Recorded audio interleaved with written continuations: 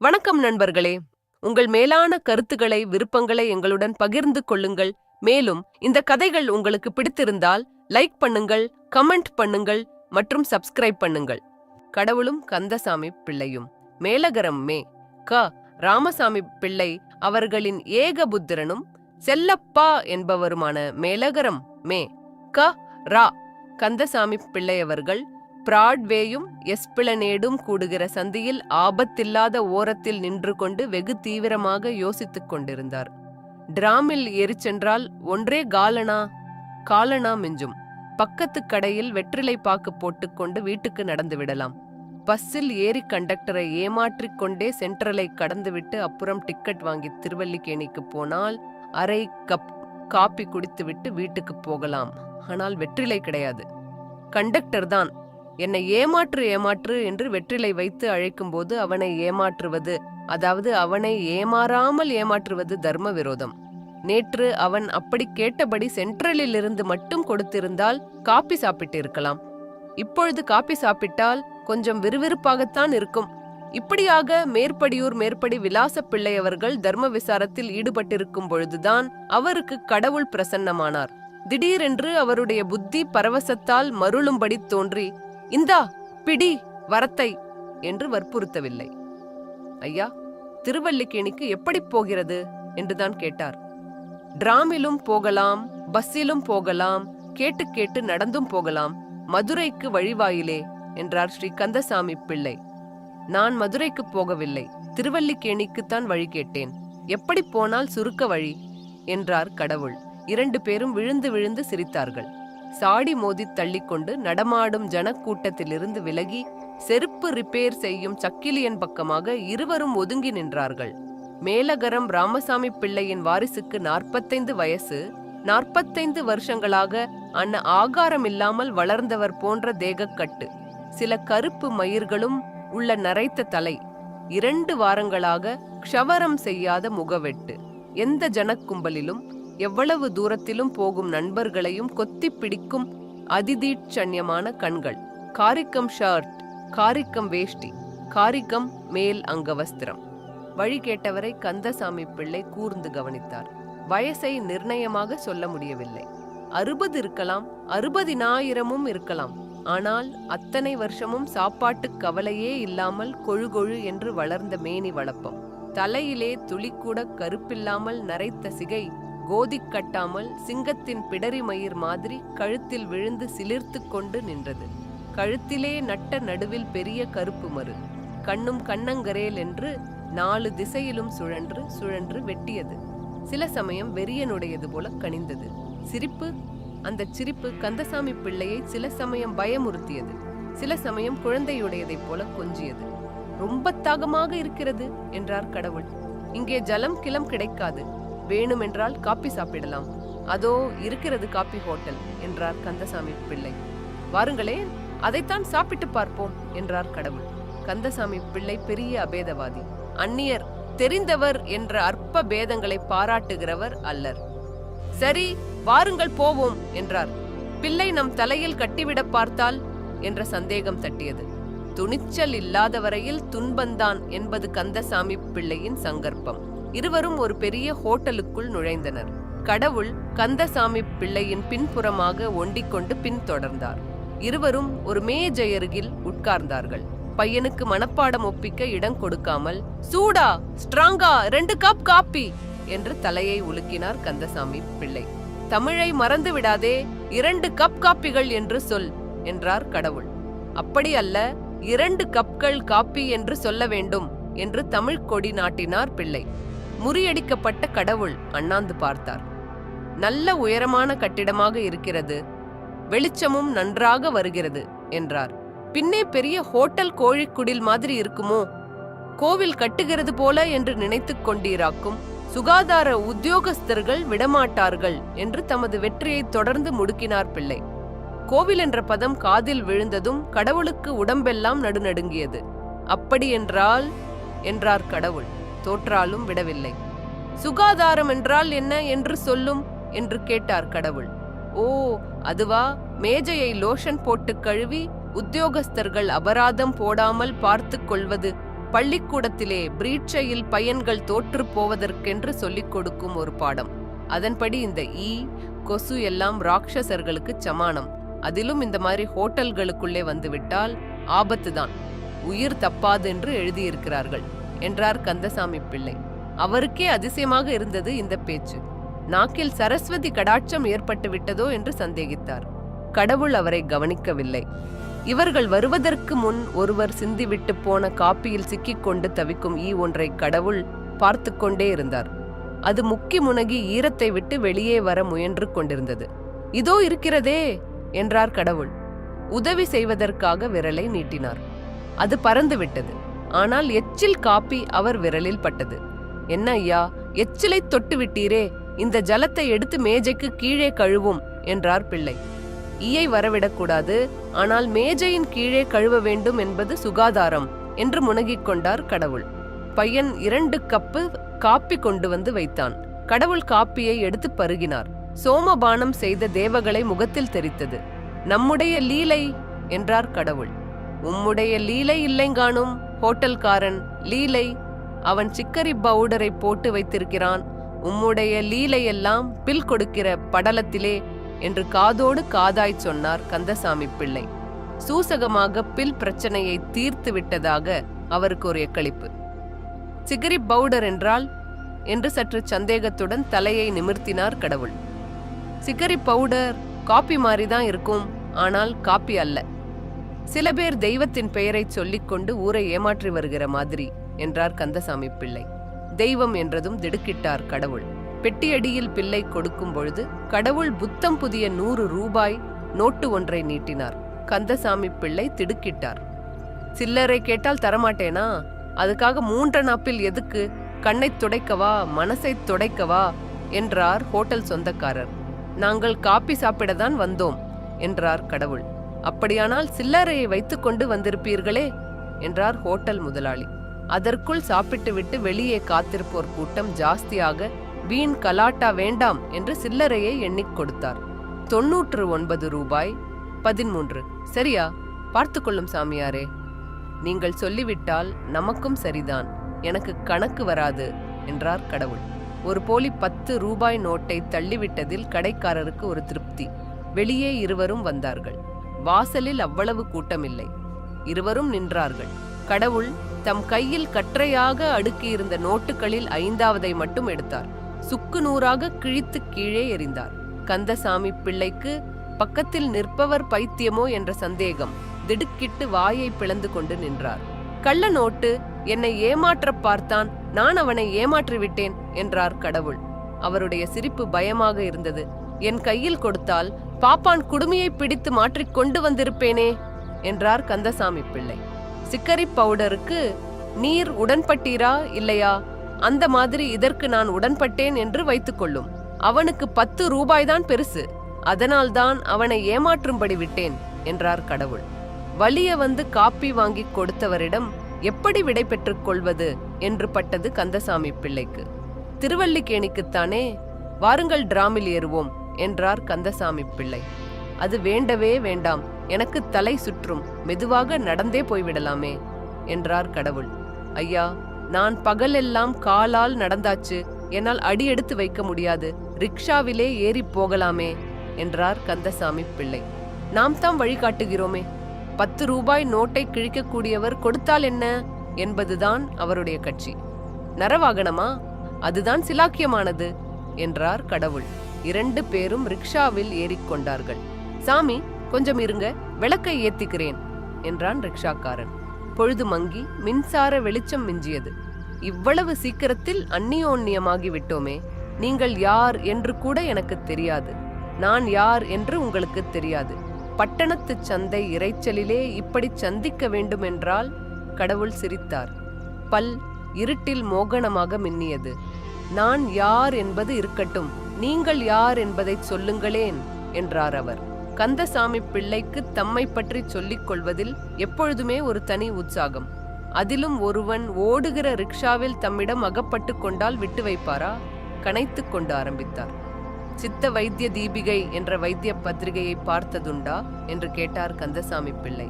இல்லை என்றார் கடவுள். அப்பொழுது வைத்திய சாஸ்திரத்தில் பரிச்சயமில்லை என்றுதான் கொள்ள வேண்டும் என்றார் கந்தசாமி பிள்ளை. பரிச்சயம் உண்டு என்றார் கடவுள். இதென்னடா சங்கடமாக இருக்கிறது என்று யோசித்தார் கந்தசாமி பிள்ளை. உங்களுக்கு வைத்திய சாஸ்திரத்தில் பரிச்சயம் உண்டு, ஆனால் சித்த வைத்திய தீபிகையுடன் பரிச்சயமில்லை என்று கொள்வோம். அப்படியாயின் உங்கள் வைத்திய சாஸ்திர ஞானம் பரிபூர்ணமாகவில்லை.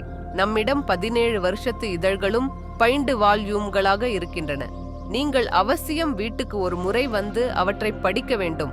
அப்பொழுதுதான் 17 வருஷ இதழ்களா? 17 12 204. கடவுளின் மனசு நடுநடுங்கியது. ஒருவேளை 1/4 வருஷம் ஒரு முறை பத்திரிகையாக இருக்கலாம் என்ற ஒரு அற்ப நம்பிக்கை தோன்றியது. தீபிகை மாதம் ஒரு முறை பத்திரிகை. வருஷ சந்தா உள்நாட்டுக்கு ரூபாய் 1, வெளிநாடு என்றால் 2.25. ஜீவிய சந்தா ரூபாய் 25. நீங்கள் சந்தாதாராக சேர்ந்தால் ரொம்ப பிரயோஜனம் உண்டு. வேண்டுமானால் 1 வருஷம் உங்களுக்கு அனுப்புகிறேன். அப்புறம் ஜீவிய சந்தாவை பார்க்கலாம் என்று கடவுளை சந்தாதாராக சேர்க்கவும் முயன்றார். 17 வால்யூம்கள் தவிர இன்னும் 25 ரூபாயை வாங்கிக் கொண்டு ஓட விரட்டலாம் என்று நினைக்கிறாரா? அதற்கு ஒரு நாளும் இடம் கொடுக்கக்கூடாது என்று யோசித்துவிட்டு, யாருடைய ஜீவியம் என்று கேட்டார் கடவுள். உங்கள் ஆயுள்தான். என் ஆயுளும் அல்ல, பத்திரிகை ஆயுளும் அல்ல. அது அழியாத வஸ்து. நான் போனாலும் வேறு ஒருவர் சித்த வைத்திய தீபிகையை நடத்தி கொண்டுதான் இருப்பார். அதற்கும் ஏற்பாடு பண்ணியாச்சு என்றார் கந்தசாமி பிள்ளை. இந்த சமயம் பார்த்து ரிக்ஷாக்காரன் வண்டி வேகத்தை நிதானமாக்கிவிட்டு பின்புறமாக திரும்பி பார்த்தான். வேகம் குறைந்தால் எங்கே வண்டியில் இருக்கிற ஆசாமி குதித்து ஓடிப்போவாரோ என்று கந்தசாமி பிள்ளைக்கு பயம். என்னடா திரும்பி பார்க்கிறே, மோட்டார் வருது, மோதிக்காதே, வேகமாக போ என்றார் கந்தசாமி பிள்ளை. என்ன சாமி, நீங்க என்ன மனுஷ பிறவியா அல்லது பிசாசுங்களா? வண்டியிலே ஆளே இல்லாத மாதிரி காத்தாட்டம் இருக்கு என்றான் ரிக்ஷாக்காரன். வாடகையும் காத்தாட்டமே தோணும்படி கொடுக்கிறோம், நீ வண்டியே இஸ்துக்கின்னு போ என்று அதட்டினார் கந்தசாமி பிள்ளை. தவிரவும் நான் வைத்திய தொழிலும் நடத்தி வருகிறேன். சித்த முறைதான் அனுஷ்டானம். வைத்தியத்திலே வருவது பத்திரிகைக்கும் குடும்பத்துக்கும் கொஞ்சம் குறைய போதும். இந்த இதழிலே ரசக்கட்டை பற்றி ஒரு கட்டுரை எழுதியிருக்கேன். பாருங்கோ, நமக்கு ஒரு பழைய சுவடி ஒன்று கிடைத்தது. அதிலே பல அபூர்வ பிரயோகம் எல்லாம் சொல்லி இருக்கு என்று ஆரம்பித்தார் கந்தசாமி பிள்ளை. ஏதேது மகன் ஓய்கிற வழியாய் காணமே என்று நினைத்தார் கடவுள். தினம் சராசரி எத்தனை பேரை வேட்டு வைப்பீர் என்று கேட்டார். பெருமையாகச் சொல்லிக் கொள்ளும்படி அவ்வளவு ஒன்றுமில்லை. மேலும் உங்களுக்கு நான் வைத்தியத்தை ஜீவனோபாயமாக வைத்திருக்கிறேன் என்பது ஞாபகம் இருக்க வேண்டும். வியாதியும் கூடுமான வரையில் அகன்று விடக்கூடாது, ஆசாமியும் தீர்ந்து விடக்கூடாது. அப்பொழுதுதான் சிகிச்சைக்கு வந்தவனிடம் வியாதியை ஒரு வியாபாரமாக வைத்து நடத்த முடியும். ஆள் அல்லது வியாதி என்று முரட்டுத்தனமாக சிகிச்சை பண்ணினால் தொழில் நடக்காது. வியாதியும் வேகம் குறைந்து படிப்படியாக குணமாக வேண்டும்.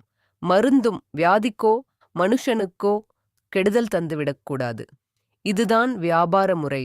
இல்லாவிட்டால் இந்த 17 வருஷங்களாக பத்திரிகை நடத்தி கொண்டிருக்க முடியுமா என்று கேட்டார் கந்தசாமி பிள்ளை. கடவுள் விஷயம் புரிந்தவர் போல தலையை ஆட்டினார். இப்படி உங்கள் கையை காட்டுங்கள், நாடு எப்படி அடிக்கிறது என்று பார்ப்போம் என்று கடவுளின் வலது கையை பிடித்தார் கந்தசாமி பிள்ளை. ஓடுகிற வண்டியில் இருந்து கொண்டா என்று சிரித்தார் கடவுள். அது வைத்தியனுடைய திறமையை பொறுத்தது என்றார் கந்தசாமி பிள்ளை. நாடியை சில வினாடிகள் கவனமாக பார்த்தார். பித்தம் ஏறி அடிக்கிறது, விஷப்பிரயோகமும் பழக்கம் உண்டோ என்று கொஞ்சம் வினயத்துடன் கேட்டார் பிள்ளை. நீ கெட்டிக்காரன்தான், வேறும் எத்தனையோ உண்டு என்று சிரித்தார் கடவுள். ஆமாம், நாம் என்னத்தையெல்லாமோ பேசிக்கொண்டிருக்கிறோம்.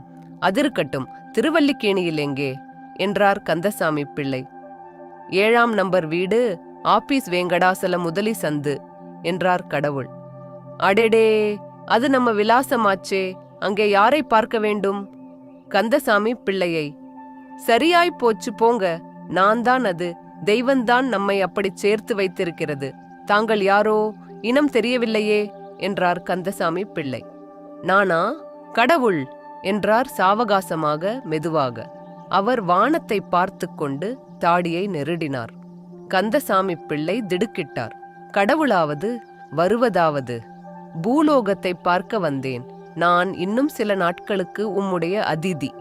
கந்தசாமி பிள்ளை பதற்றத்துடன் பேசினார். எத்தனை நாள் வேண்டுமானாலும் இரும், அதற்கு ஆட்சேபமில்லை. நீர் மட்டும் உம்மை கடவுள் என்று தயவு செய்து வெளியில் சொல்லிக் கொள்ள வேண்டாம். உம்மை பைத்தியக்காரன் என்று நினைத்தாலும் பரவாயில்லை. என்னை என் வீட்டுக்காரி அப்படி நினைத்துவிடக் கூடாது என்றார். அந்த விளக்கு பக்கத்தில் நிறுத்துடா என்றார் கந்தசாமி பிள்ளை. வண்டி நின்றது. இருவரும் இறங்கினார்கள். கடவுள் அந்த ரிக்ஷாக்காரனுக்கு பளபளப்பான ஒற்றை ரூபாய் நோட்டு ஒன்றை எடுத்துக் கொடுத்தார். நல்லா இருக்கணும் சாமி என்று உள்ளம் குளிரச் சொன்னான் ரிக்ஷாக்காரன். கடவுளை ஆசீர்வாதம் பண்ணுவதாவது? என்னடா பெரியவரை பார்த்து நீ என்னடா ஆசீர்வாதம் பண்ணுவது என்று அதட்டினார் கந்தசாமி பிள்ளை. அப்படி சொல்லடா அப்பா. இத்தனை நாளா காது குளிர மனசு குளிர இந்த மாதிரி ஒரு வார்த்தை கேட்டதில்லை. அவன் சொன்னால் என்ன என்றார் கடவுள். அவன் கிட்ட 2 குறைச்சு கொடுத்து பார்த்தால் அப்போ தெரியும் என்றார் கந்தசாமி பிள்ளை. எசமான், நான் நியாயத்துக்கு கட்டுப்பட்டவன், அநியாயத்துக்கு கட்டுப்பட்டவன் இல்லை சாமி. நான் எப்பவும் அண்ணா அந்த லெக்கிலே தான் குந்திக்கிட்டு இருப்பேன். வந்தா கண் பார்க்கணும் என்று எற்காலை உயர்த்தினான் ரிக்ஷாக்காரன். மகா நியாயத்துக்கு கட்டுப்பட்டவன் தான் தெரியும் போடா. கள்ளு தண்ணிக்கு கட்டுப்பட்டவன் என்றார் கந்தசாமி பிள்ளை. வாடகை வண்டியை இஸ்துகிட்டு நாள் முச்சூடும் வெயிலிலே ஓடினாத் தெரியும். உன்னை என்ன சொல்ல? கடவுளுக்கு கண்ணில்லே, உன்னையே சொல்ல வச்சான், என்னையே கேட்க வச்சான் என்று சொல்லிக்கொண்டே வண்டியை இழுத்துச் சென்றான். கடவுள் வாய்விட்டு உறக்கச் சிரித்தார். விழுந்து விழுந்து சிரித்தார்.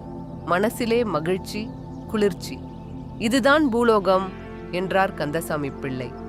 இவ்வளவுதானா என்றார் கடவுள். இருவரும் வீட்டை நோக்கி நடந்தார்கள். வீட்டுக்கு எதிரில் உள்ள லாந்தல் கம்பத்தின் பக்கத்தில் வந்ததும் கடவுள் நின்றார். கந்தசாமி பிள்ளையும் காத்து நின்றார். பக்தா என்றார் கடவுள். எதிரில் கிழவனார் நிற்கவில்லை.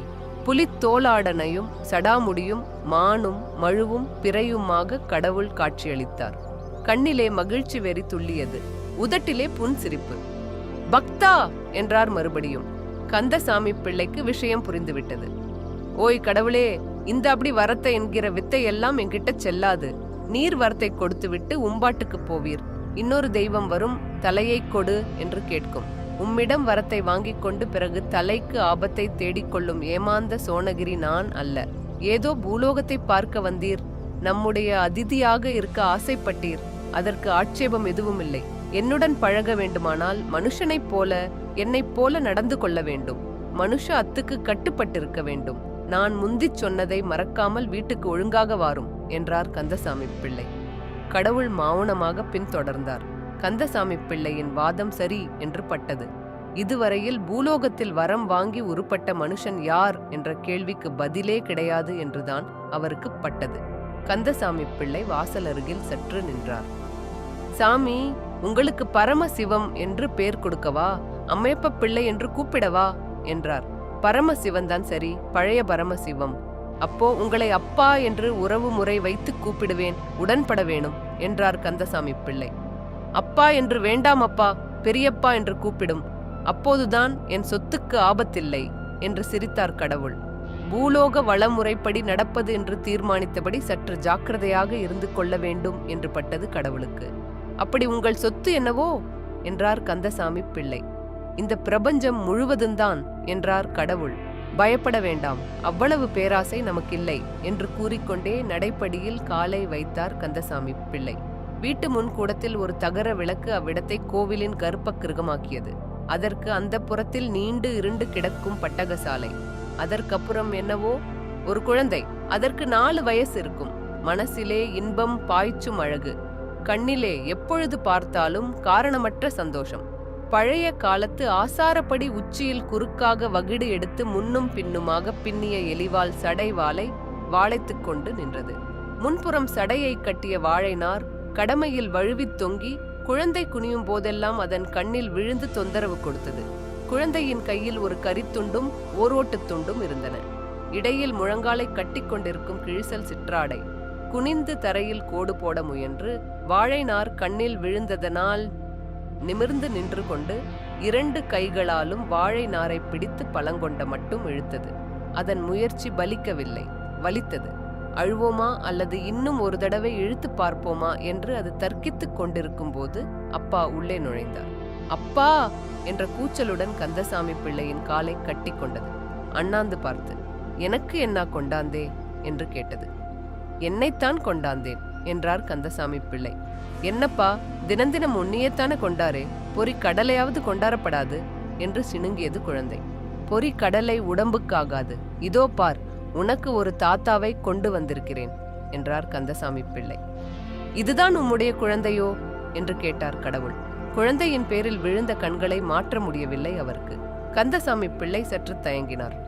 சும்மா சொல்லும், இப்பவெல்லாம் நான் சுத்த செய்வன், மண்பானை சமையல்தான் பிடிக்கும், பால் தயிர் கூட சேர்த்து கொள்ளுவதில்லை என்று சிரித்தார் கடவுள்.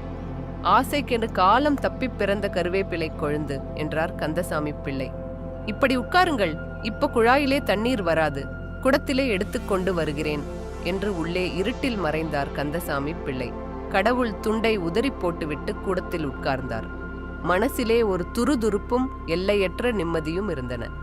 வாடியம்மா கருவேப்பிலை கொழுந்தே என்று கைகளை நீட்டினார் கடவுள். ஒரே குதியில் அவருடைய மடியில் வந்து ஏறிக்கொண்டது குழந்தை. எம்பேரு கருகப்பிலை கொழுந்தில்லே வள்ளி, அப்பா மாத்திரம் என்ன கருப்பி கருப்பென்று கூப்பிடுதா, நான் என்ன அப்படியா என்று கேட்டது. அது பதிலை எதிர்பார்க்கவில்லை. அதன் கண்களுக்கு தாத்தாவின் கண்டத்தில் இருந்த கருப்பு மறு தென்பட்டது. அதென்ன தாத்தா, கண்ணங்கிரேலுன்னு நவ்வாப்பழம் மாதிரி கழுத்திலே இருக்கு, அதை கடிச்சு திங்கணும் போலே இருக்கு என்று கண்களை சிமிட்டி பேசிக்கொண்டு மடியில் எழுந்து நின்று கழுத்தில் பூ போன்ற உதடுகளை வைத்து அழுத்தியது. இளம் பல் கழுத்தில் கிளுகிழுத்தது. கடவுள் உடலே குளுகுளுத்தது. கூச்சமா இருக்கு என்று உடம்பை நெளித்தார் கடவுள்.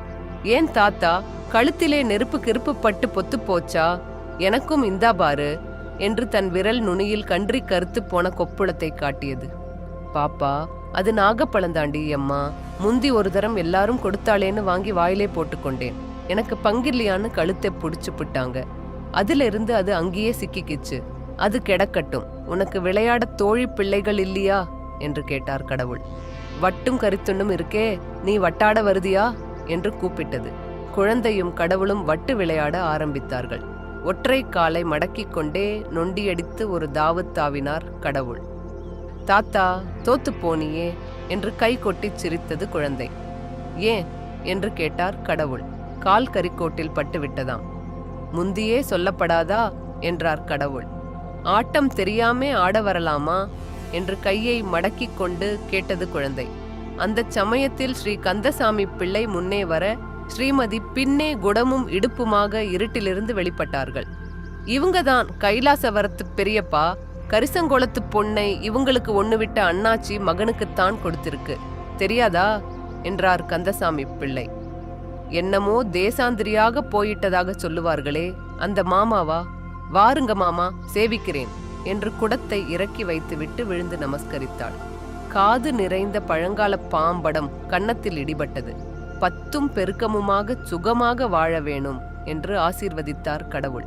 காந்திமதி அம்மையாருக்கு, அதுதான் கந்தசாமி பிள்ளை மனைவியின் பெயர், என்றும் அனுபவித்திராத உள்ள நிறைவு ஏற்பட்டது. மனமும் குளிர்ந்தது, கண்ணும் நனைந்தது. வாசலில் இருக்கிற அரிசி மூட்டையை அப்படியே போட்டு வச்சிருந்தா என்று ஞாபகமூட்டினார் கடவுள். இவங்களுக்கு மறதிதான் சொல்லி முடியாது, அரிசி வாங்கியாச்சான்னு இப்பந்தான் கேட்டேன். இல்லன்னு சொன்னாக்க ஊருக்கெல்லாம் மருந்து கொடுக்காக, இவங்க மறதிக்குத்தான் மருந்தைக்காங்களே, படைச்ச கடவுள்தான் பக்கத்திலே நின்னுதான் பார்க்கணும் என்றாள் காந்திமதி அம்மாள். பார்த்துக்கிட்டு தான் நிக்காரே என்றார் கடவுள் கிராமியமாக. பார்த்து சிரிக்கணும், அப்பந்தான் புத்தி வரும் என்றாள் அம்மையார். கடவுள் சிரித்தார்.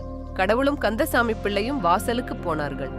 இந்த செப்பிடு வித்தை எல்லாம் கூடாது என்று சொன்னேனே என்றார் பிள்ளை காதோடு காதாக. இனிமேல் இல்லை என்றார் கடவுள். கந்தசாமி பிள்ளை முக்கி முனகி பார்த்தார். மூட்டை அசையவே இல்லை. நல்ல இளவட்டம் என்று சிரித்துக்கொண்டே மூட்டையை இடுப்பில் இடுக்கிக் கொண்டார் கடவுள். நீங்க எடுக்கதாவது, உங்களைத்தானே, ஒரு பக்கமா தாங்கி பிடிங்க, சும்மா பாத்துக்கிட்டே நிக்கலே என்று பதைத்தாள் காந்திமதி அம்மாள். நீ சும்மா இரம்மா, எங்கே போடணும்னு சொல்லுதே என்றார் கடவுள். இந்த கூடத்திலேயே கிடக்கட்டும், நீங்க இங்கே சும்மா வச்சிருங்க என்று வழிமறித்தாள் காந்திமதி அம்மாள்.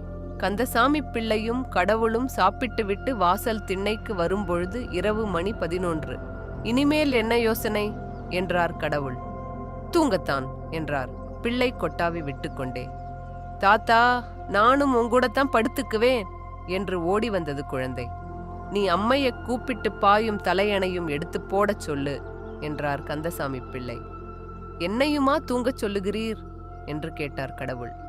மனுஷால் கூட பழகினால் அவர்களைப் போலத்தான் நடந்தாகணும். தூங்க இஷ்டமில்லை என்றால் பேசாமல் படுத்துக் கொண்டிருங்கள். ராத்திரியில் நடமாடினால் அபவாதத்துக்கு இடமாகும் என்றார் கந்தசாமி பிள்ளை. 3 கந்தசாமி பிள்ளை பவழக்கார தெரு சித்தாந்த தீபிகை ஆபீஸில் தரையில் உட்கார்ந்து கொண்டு பதவுரை எழுதி கொண்டிருக்கிறார். போகர் நூலுக்கு விளக்க உரை பிள்ளையவர்கள் பத்திரிகையில் மாதம் தொடர்ச்சியாக பிரசுரமாகி வருகிறது. ஆச்சப்பா, இன்னமொன்று சொல்ல கேளு அப்பனே. வயமான செங்கரும்பு காய்ச்சிய வெந்நீருடனே கருடப்பிச்சு கல்லுருவி புல்லுருவி நல்லுமத்தை கருடப்பச்சை என்றும் பாடம் என்று எழுதிவிட்டு வாசல் வழியாக போகும் தபார்காரன் உள்ளே நுழையாமல் நேராக போவதை பார்த்துவிட்டு இன்றைக்கு பத்திரிகை போகாது என்று முனகியபடி எழுதியதைச் சுருட்டி மூலையில் வைத்துவிட்டு விரல்களைச் சொடுக்கு முறித்துக் கொண்டார். வாசலில் ரிக்ஷா வந்து நின்றது. கடவுளும் குழந்தையும் இறங்கினார்கள். வள்ளியின் இடுப்பில் பட்டுச் சிற்றாடை, கை நிறைய மிட்டாய் பொட்டலம். தாத்தாவும் நானும் செத்த காலேஜ் உசிர் காலேஜ் எல்லாம் பார்த்தோம் என்று துள்ளியது குழந்தை. எதற்காக ஓய்? ஒரு கட்டடத்தை கட்டி எலும்பையும் தோலையும் பொதிந்து வைத்திருக்கிறது. என்னை கேலி செய்ய வேண்டும் என்ற நினைப்போ என்று கேட்டார் கடவுள். குரலில் கடுகடுப்பு தொனித்தது. அவ்வளவு ஞானத்தோடே இங்கே யாரும் செய்து விடுவார்களா? சிருஷ்டியின் அபூர்வத்தை காட்டுவதாக நினைத்து கொண்டுதான் அதையெல்லாம் அப்படி வைத்திருக்கிறார்கள். அது கிடக்கட்டும். நீங்க இப்படி ஒரு 25 ரூபாய் கொடுங்கள், உங்களை ஜீவிய சந்தாதாராக சேர்த்து விடுகிறேன். இன்று பத்திரிகை போய் ஆக வேணும் என்று கையை நீட்டினார் பிள்ளை.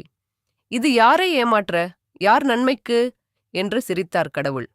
தானம் வாங்கவும் பிரியமில்லை, கடன் வாங்கும் யோசனையும் இல்லை. அதனால்தான் வியாபாரார்த்தமாக இருக்கட்டும் என்கிறேன். நன்மையைப் பற்றி பிரமாதமாக பேசிவிட்டீர்களே. இந்த பூலோகத்திலே நெய் முதல் நல்லெண்ணம் வரையில் எல்லாம் கலப்படம்தான். இது உங்களுக்குத் தெரியாதா என்று ஒரு போடு போட்டார் கந்தசாமி பிள்ளை. கடவுள் யோசனையில் ஆழ்ந்தார். அதிருக்கட்டும், போகரிலே சொல்லியிருக்கிறதே கருடப்பச்சை. அப்படி ஒரு மூலிகை உண்டா அல்லது கருடப்பிச்சுதானா என்று கேட்டார் கந்தசாமி பிள்ளை. பிறப்பித்த பொறுப்புதான் எனக்கு. பெயரிட்ட பழியையும் என்மேல் போடுகிறீரே, இது நியாயமா? நான் என்னத்தை கண்டேன்? உம்மை உண்டாக்கினேன். உமக்கு கந்தசாமி பிள்ளை என்று உங்க அப்பா பெயரிட்டார். அதற்கும் நான் தான் பழியா என்று வாயை மடக்கினார் கடவுள். நீங்கள் 2 பேரும் வெயிலில் அலைந்து விட்டு வந்தது கோபத்தை எழுப்புகிறது போல் இருக்கிறது. அதற்காக என்னை மிரட்டி மடக்கி விட்டதாக நினைத்து கொள்ள வேண்டாம். அவசரத்தில் திடுதிப்பென்று சாபம் கொடுத்தீரானால் 25 ரூபாய் வீணாக நஷ்டமாய்ப் போகுமே என்பதுதான் என் கவலை என்றார் கந்தசாமி பிள்ளை. பொட்டலத்தை அவிழ்த்து தின்று கொண்டிருந்த குழந்தை, ஏன் தாத்தா, அப்பா கிட்ட பேசுதே, அவங்களுக்கு ஒண்ணுமே தெரியாது, இத தின்னு பாரு, இனிச்சு கிடக்கு என்று கடவுளை அழைத்தது. குழந்தை கொடுக்கும் லட்டுத் துண்டுகளை சாப்பிட்டு கொண்டே, பாப்பா உதிர்ந்தது எனக்கு, முழுசு உனக்கு என்றார் கடவுள். குழந்தை ஒரு லட்டை எடுத்து சற்று நேரம் கையில் வைத்துக் கொண்டே யோசித்தது. தாத்தா, முழுசு வாய்க்குள்ளே கொள்ளாதே, உதுத்தா உனக்குன்னு செலுத்தியே, அப்போ எனக்கு இல்லையா என்று கேட்டது குழந்தை. கடவுள் விழுந்து விழுந்து சிரித்தார். அவ்வளவும் உனக்கே உனக்குத்தான் என்றார். அவ்வளவுமா எனக்கா என்று கேட்டது குழந்தை. ஆமாம், உனக்கே உனக்கு என்றார் கடவுள். அப்புறம் பசிக்காதே, சாப்பிடாட்டா அம்மா அடிப்பாங்களே, அப்பா லேவியம் கொடுப்பாங்களே என்று கவலைப்பட்டது குழந்தை. பசிக்கும், பயப்படாதே என்றார் கடவுள். தாங்கள் வாங்கிக் கொடுத்திருந்தாலும் அது ஹோட்டல் பட்சணம், ஞாபகம் இருக்கட்டும் என்றார் கந்தசாமி பிள்ளை. நான் தான் இருக்கிறேனே என்றார் கடவுள். நீங்கள் இல்லை என்று நான் எப்பொழுது சொன்னேன் என்றார் கந்தசாமி பிள்ளை. சில வினாடிகள் பொறுத்து, இன்றை செலவு போக அந்த 100 ரூபாயில் எவ்வளவு மிச்சம் என்றார் கந்தசாமி பிள்ளை. உமக்கு ரூபாய் 25 போக கையில் 50 இருக்கிறது என்று சிரித்தார் கடவுள். அதற்கு பிறகு என்ன யோசனை? அதுதான் எனக்கும் புரியவில்லை. என்னைப் போல வைத்தியம் செய்யலாமே. உம்முடன் போட்டி போட நமக்கு இஷ்டம் இல்லை. அப்படி நினைத்து கொள்ள வேண்டாம். என்னோட போட்டி போடலே, லோகத்து முட்டாள்தனத்தோடே போட்டி போடுகிறீர்கள். பிரியமில்லை என்றால் சித்தாந்த உபன்யாசங்கள் செய்யலாமே. நீர் எனக்கு பிழைக்கிறதற்கா வழி சொல்லுகிறீர், அதில் துட்டு வருமா என்று சிரித்தார் கடவுள். அப்போ எனக்குத்தான் கூத்து ஆட நன்றாக வருமே. என்ன சொல்லுகிறீர்? தேவியை வேண்டுமானாலும் தருவிக்கிறேன். கந்தசாமி பிள்ளை சிறிது யோசித்தார். எனக்கு என்னவோ பிரியமில்லை என்றார். பிறகு பிழைக்கிற வழி என்னங்காணும்? பிரபஞ்சமே எங்கள் ஆட்டத்தை வைத்துத்தானே பிழைக்கிறது. உங்கள் இஷ்டம் என்றார் கந்தசாமி பிள்ளை. கந்தசாமி பிள்ளை மறுபடியும் சிறிது நேரம் சிரித்தார். வாருங்கள் போவோம் என்று ஆணியில் கிடந்த மேல் வேட்டியை எடுத்து உதறி போட்டுக் கொண்டார். குழந்தை என்றார் கடவுள். அதுதான் உறங்குகிறதே, வருகிற வரையிலும் உறங்கட்டும் என்றார் பிள்ளை. கால்மணி போது கழித்து 3 பேர் திவான் பகதூர் பிரகதீசுவர சாஸ்திரிகள் பங்களாவுக்குள் நுழைந்தனர். ஒருவர் கந்தசாமி பிள்ளை, மற்றொருவர் கடவுள், 3வது பெண் தேவி. நான் இவருக்கு தங்க பஸ்பம் செய்து கொடுத்து வருகிறேன், நான் சொன்னால் கேட்பார் என்று விளக்கிக் கொண்டே முன் வராந்தா படிக்கட்டுகளில் ஏறினார் பிள்ளை. இருவரும் பின் தொடர்ந்தனர். தேவியின் கையில் ஒரு சிறு மூட்டை இருந்தது. சாமி இருக்காங்களா, நான் வந்திருக்கேன் என்று சொல்லு என்ற அதிகாரத்தோடு வேலைக்காரனிடம் சொன்னார் கந்தசாமி பிள்ளை.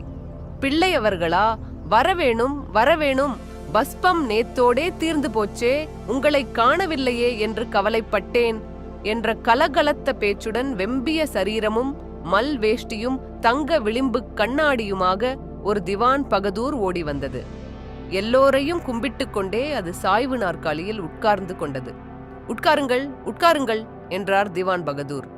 கந்தசாமி பிள்ளை அவரது நாடியை பிடித்து பார்த்து கொண்டே, பரவாயில்லை, சாயங்காலம் பஸ்மத்தை அனுப்பி வைக்கிறேன்.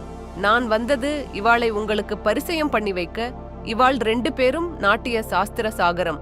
உங்கள் நிறுத்திய கலாமண்டலியில் வசதி பண்ணினா சௌகரியமாக இருக்கும் என்றார் கந்தசாமி பிள்ளை. திவான் பகதூரின் உற்சாகமெல்லாம் ஆமையின் காலும் தலையும் போல் உள்வாங்கின. கைகளை குவித்து ஆள்காட்டி விரல்களையும் கட்டை விரல்களையும் முறையே மூக்கிலும் மோவாய்க்கட்டையிலுமாக வைத்துக்கொண்டு என்று தலையை அசைத்து கொடுத்து கொண்டிருந்தார். இவர் பெயர் கூத்தனார், இந்த அம்மாளின் பெயர் பார்வதி, இருவரும் தம்பதிகள் என்று உறவை சற்று விளக்கி வைத்தார் கந்தசாமி பிள்ளை. நான் கேள்விப்பட்டதே இல்லை. இதற்கு முன் நீங்கள் எங்கேயாவது ஆடி இருக்கிறீர்களா என்று தேவியை பார்த்து கொண்டு கூத்தனாரிடம் திவான் பகதூர் கேட்டார். கடவுளுக்கு வாய் திறக்க சந்தர்ப்பம் கொடுக்காமல் நாங்கள் ஆடாத இடமில்லை என்றாள் தேவி. என்னவோ என் கண்ணில் படவில்லை. இருக்கட்டும், அம்மா ரொம்ப கருப்பா இருக்காங்களே, சதசிலே சோபிக்காதே என்றுதான் யோசிக்கிறேன் என்றார் வர்ணபேத திவான் பகதூர். பெண் பார்க்க வந்தீரா அல்லது நாட்டியம் பார்க்கிறதாக யோசனையோ என்று கேட்டாள் தேவி. அம்மா கோவிச்சுக்கப்படாது, ஒன்று சொல்லுகிறேன் கேளுங்க. கலைக்கும் கருப்புக்கும் காணாவுக்கு மேலே சம்பந்தமே கிடையாது. நானும் 30 வருஷமா இந்த கலாமண்டலியிலே பிரசிடெண்டாக இருந்து வருகிறேன். சபைக்கு வந்தவர்கள் எல்லாருக்கும் கண்கள் தான் கருத்து இருக்கும். உம்ம மண்டலியுமாச்சு சுண்டலியுமாச்சு என்று சொல்லிக்கொண்டே தேவி எழுந்திருந்தாள். இப்படி கோவிச்சுக்கப்படாது என்று ஏக காலத்தில் திவான் பகதூரும் கந்தசாமி பிள்ளையும் எழுந்திருந்தார்கள். இவர்கள் புது புது பாணியிலே நாட்டியமாடுவார்கள். அந்த மாதிரி இந்த பக்கத்திலே பார்த்திருக்க முடியாது. சாஸ்திரம் இவர்களிடம் பிச்சை வாங்க வேணும், ஒரு முறைதான் சற்று பாருங்களேன் என்று மீண்டும் சிபார்சு செய்தார் கந்தசாமி பிள்ளை. சரி, பார்க்கிறதுக்கு என்ன ஆட்சேபம் என்று சொல்லிக்கொண்டு சாய்வு நாற்காலியில் சாய்ந்தார். சரி, நடக்கட்டும் என்று சொல்லிக்கொண்டு இமைகளை மூடினார். எங்கே இடம் விசாலமாக இருக்கும் என்று தேவி எழுந்து நின்று சுற்றுமுற்றும் பார்த்தாள். அந்த நடு ஹாலுக்குள்ளே போவோமே என்றார் கடவுள். சரி என்று உள்ளே போய் கதவை சாத்திக் கொண்டார்கள். சில வினாடிகளுக்கெல்லாம் உள்ளிருந்து கணீர் என்று கம்பீரமான குரலில் இசை எழுந்தது. மயான ருத்திரனாம், இவன் மயான ருத்திரனாம். கதவுகள் திறந்தன. கடவுள் புலித்தோலுடையும் திரிசூலமும் பாம்பும் கங்கையும் சடையும் பின்னி புரள கண்மூடிச் சிலையாக நின்றிருந்தார். மறுபடியும் இசை. மின்னலை சிக்கல் எடுத்து உதறியது போல ஒரு வெட்டி திரும்புகையில் கடவுள் கையில் சூலம் மின்னி குதித்தது. கண்களில் வெறியும் உதட்டில் சிரிப்பும் புரண்டோட காலை தூக்கினார். கந்தசாமி பிள்ளைக்கு நெஞ்சில் உதைப்பு எடுத்துக்கொண்டது. கடவுள் கொடுத்த வாக்கை மறந்துவிட்டார் என்று நினைத்து பதறி எழுந்தார். ஓய் கூத்தனாரே, கூத்த கொஞ்சம் நிறுத்தும். சட், வெறும் தெருக்கூத்தாக இருக்கு. என்னங்கானோ போர்னியோ காட்டு மிராண்டி மாதிரி வேஷம் போட்டுக்கொண்டு என்று அதட்டினார் திவான் பகதூர். ஆடிய பாதத்தை அப்படியே நிறுத்தி சூலத்தில் சாய்ந்தபடி பார்த்து கொண்டே நின்றார் கடவுள்.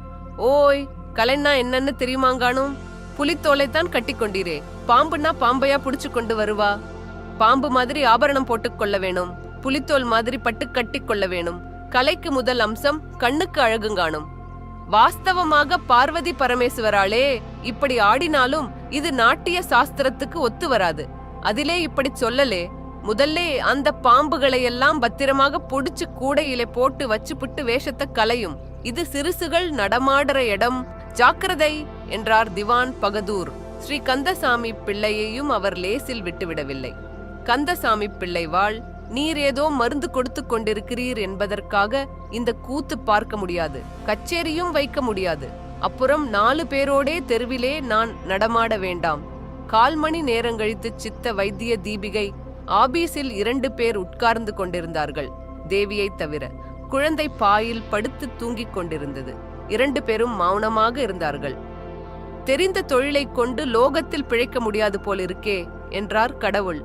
நான் சொன்னது உங்களுக்கு பிடிக்கவில்லை. உங்களுக்கு பிடித்தது லோகத்துக்கு பிடிக்கவில்லை. வேணும் என்றால் தேவார பாடசாலை நடத்தி பார்க்கிறது தானே. கடவுள் சுப் என்று நாக்கை சூழ் கொட்டினார். அதுக்குள்ளேயே பூலோகம் புளிச்சு போச்சோ? உம்மை பார்த்தால் உலகத்தை பார்த்தது போல் என்றார் கடவுள். உங்களை பார்த்தாலோ என்று சிரித்தார் கந்தசாமி பிள்ளை. உங்களிடமெல்லாம் எட்டி நின்று வரம் கொடுக்கலாம், உடன் இருந்து வாழ முடியாது என்றார் கடவுள். உங்கள் வர்க்கமே அதற்குத்தான் லாயக்கு என்றார் கந்தசாமி பிள்ளை. அவருக்கு பதில் சொல்ல அங்கே யாரும் இல்லை. மேஜையின் மேல் ஜீவிய சந்தா ரூபாய் 25 நோட்டாக கிடந்தது. கைலாசபுரம் பழைய பரமசிவம் பிள்ளை, ஜீவிய சந்தா வரவு ரூபாய் 25 என்று கணக்கில் பதிந்தார் கந்தசாமி பிள்ளை. தாத்தா, ஊருக்கு போயாச்சா அப்பா என்று கேட்டுக்கொண்டே எழுந்து உட்கார்ந்தது குழந்தை. நன்றி நண்பர்களே. நமது அடுத்த கதையில் மீண்டும் சந்திப்போம். வணக்கம்.